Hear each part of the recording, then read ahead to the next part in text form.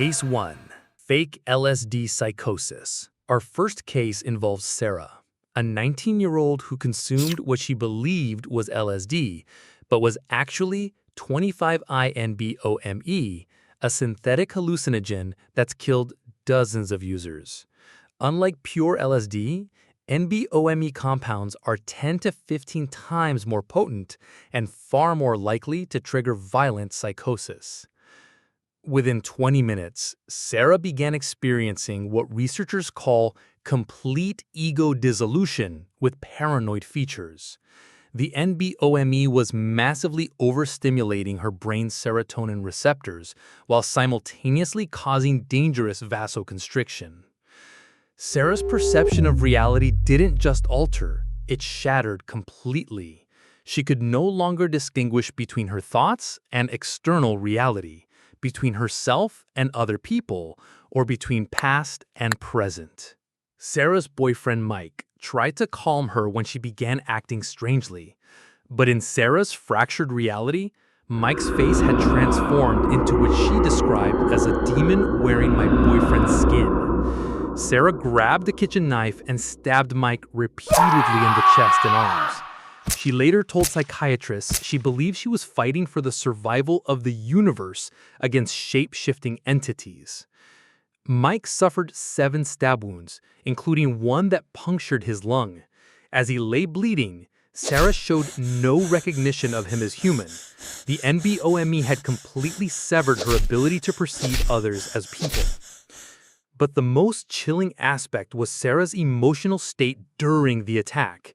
She felt no anger, no hatred, only what she described as cosmic duty to eliminate threats to reality itself. After Mike fled to seek help, Sarah's paranoid delusions turned inward. She began believing that evil entities had infected her body and needed to be physically removed. Sarah used the same knife to cut deep gashes in her arms, legs, and torso. The NBOME blocked pain signals while amplifying her sense of spiritual urgency. She felt no physical distress as she mutilated herself. She later described the experience as performing surgery to save my soul. From her perspective, she wasn't committing self-harm. She was conducting a life-saving medical procedure. Campus police found Sarah in a pool of blood, still cutting herself while speaking to invisible entities. She had carved the word "clean" into her forearm and removed portions of skin she believed were contaminated. Sarah required 73 stitches and 2 blood transfusions to survive her self-inflicted wounds. She spent 4 weeks in psychiatric care before the drug-induced psychosis completely cleared. Mike recovered from his stab wounds, but now lives with PTSD and permanent scarring. Sarah was charged with aggravated assault, and both young people's lives were destroyed by 20 minutes of synthetic psychosis. Case 2. PCP, Angel Dust. Our second case involves Marcus, a 28-year-old who smoked PCP-laced marijuana at a party, unknowingly consuming one of the most violence-inducing substances known to medicine. PCP creates what doctors call dissociative anesthesia with delusional superhuman strength. Within 10 minutes, Marcus began experiencing the classic PCP effects: complete disconnection from his body, combined with delusions of invulnerability. PCP blocks NMDA receptors in the brain, creating a unique combination of anesthesia and psychosis. The drug made Marcus feel simultaneously godlike and threatened. He experienced what researchers call paranoid grandiosity, believing he had superhuman powers, while everyone around him posed mortal dangers. The violence began when someone accidentally bumped into Marcus at the party. In his PCP-altered state, this minor contact felt like a coordinated attack that required devastating retaliation. Marcus grabbed the person and threw them across the room with strength that seemed impossible for his 160-pound frame. PCP's anesthetic effects had blocked his pain receptors while flooding his system with adrenaline.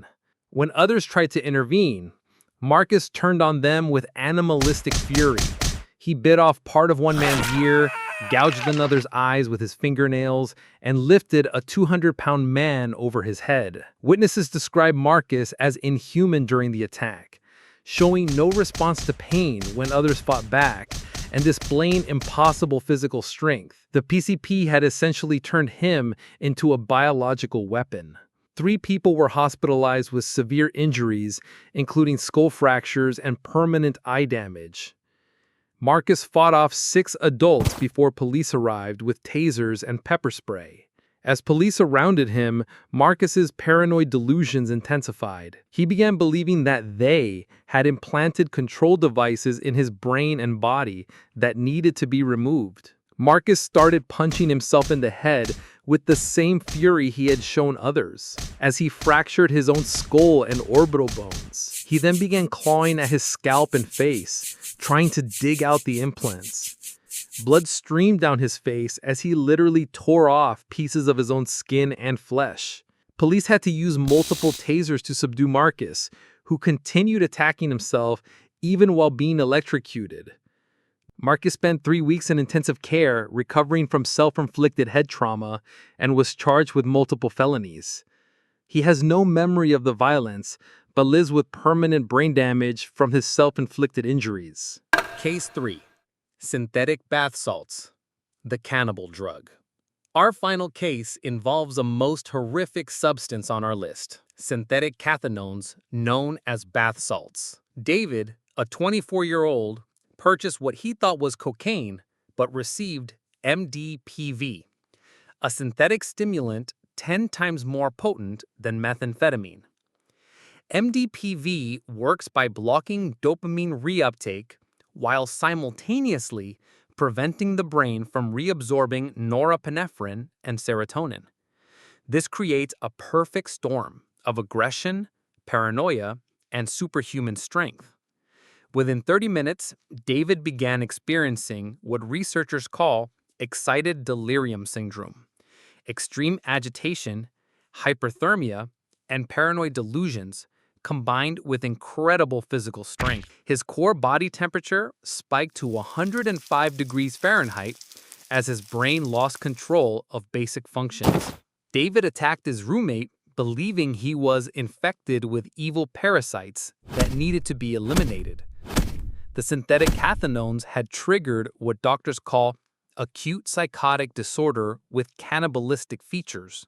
But this wasn't just physical violence. David began biting chunks of flesh from his roommate's arms and face. The bath salt had triggered primitive predatory instincts buried deep in the human brain. Neighbors called police after hearing screaming, but David had locked the apartment and continued his assault. His roommate later required reconstructive surgery for facial wounds and lost 3 fingers to David's teeth. When police finally broke down the door, they found David in the bathroom, having chewed through his own forearms down to the bone. He had consumed approximately 2 pounds of his own tissue before emergency sedation stopped the self-mutilation. David required multiple surgeries to repair self-inflicted wounds and skin grafts to replace consumed tissue. He spent 2 months in psychiatric care recovering from what doctors classified as synthetic cathinone-induced cannibalistic psychosis. What these cases reveal is that certain substances don't just remove inhibitions, they can completely reprogram the brain's most basic instincts for survival and social behavior. They turn the fundamental drive to preserve life into a compulsion to destroy it. If you encounter these substances or see someone exhibiting extreme agitation, paranoia, or unusual strength, call emergency services immediately. Don't try to reason with or restrain someone in synthetic psychosis. They may see you as a mortal threat requiring elimination. Remember, consciousness expansion can become consciousness destruction. Some chemical experiments don't just risk your life, they risk your humanity itself.